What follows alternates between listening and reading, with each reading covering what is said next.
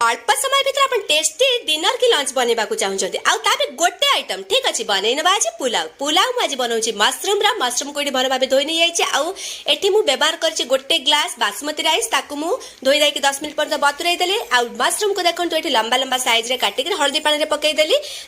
आलू गोटे नहीं आप चाहिए जेकोसी परिवा नहीं पारे पियाज को काटी नेली ये चाउल को मुझे छाणी नहीं गली सेपरेट हो तार पानी तेल देदेली जीरा कंचा लंका आउ तेजपत्र तापर देदेली ये पियाज तापर अदा रसुण पेस्ट जिते सारा हमर मसला गुंड तापर इते टिके मु ऐड करिछि बिरयानी मसला आ गरम मसला तापर एटी टमाटर दे देली छाणी नै गली एटी मशरूम को ऐड कर देली आ आलू को मध्ये ऐड कर देली लूण मध्ये पकई देली एटी भलो भाबे को कसी नै जबा मशरूम पानी छाड़िबो तर पानी सुखा हे आसीबा बे दे देबा दही दही देला बेले आपण लो फ्लेम कर देबे नले फाटी जिबा तापर चाउल को ऐड करि नबा ताको भलो भाबे कसी नबा गोटे ग्लास चाउल पाई मिटे गोटे ग्लास पानी आ चारि भागरु भागे पानी नै तीनटा सीटी दे देबा हे गला रेडी हमर पुलाव सर्व करि नबा को हमें रायता संगरे।